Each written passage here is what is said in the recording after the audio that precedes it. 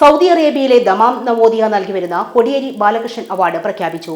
മുൻ തദ്ദേശ സ്വയംഭരണ വകുപ്പ് മന്ത്രിയായിരുന്ന പാലൊളി മുഹമ്മദ് കുട്ടിയാണ് ഈ വർഷത്തെ അവാർഡിന് അർഹമായതെന്ന് ഭാരവാഹികൾ മലപ്പുറത്ത് അറിയിച്ചു.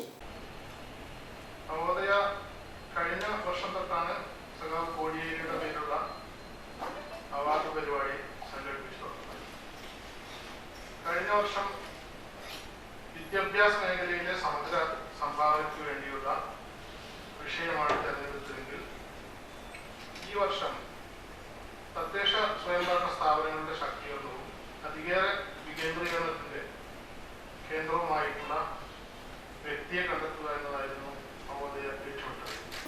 1 ലക്ഷം രൂപയും പ്രശസ്തി പത്രവും ഫലകവും അടങ്ങുന്നതാണ് അവാർഡ്. തദ്ദേശ സ്വയംഭരണ മന്ത്രിയായിരിക്കെ അദ്ദേഹം നൽകിയ സമഗ്ര സംഭാവന കണക്കിലെടുത്താണ് അദ്ദേഹത്തെ അവാർഡിന് അർഹമാക്കിയത്. ഏറ്റവും മികച്ച പ്രവർത്തനം നടത്തുന്ന 3 കുടുംബശ്രീ CDSകൾക്കും പുരസ്കാരം നൽകുന്നുണ്ട്. കുറുമാത്തൂർ, കിനാളൂർ, കരിന്തലം, പൊന്നാനി എന്നീ CDSകൾക്കാണ് പുരസ്കാരം നൽകുന്നത്. 25,000 രൂപയും പ്രശസ്തിപത്രവും ഫലവും അടങ്ങുന്നതാണ് അവാർഡ്.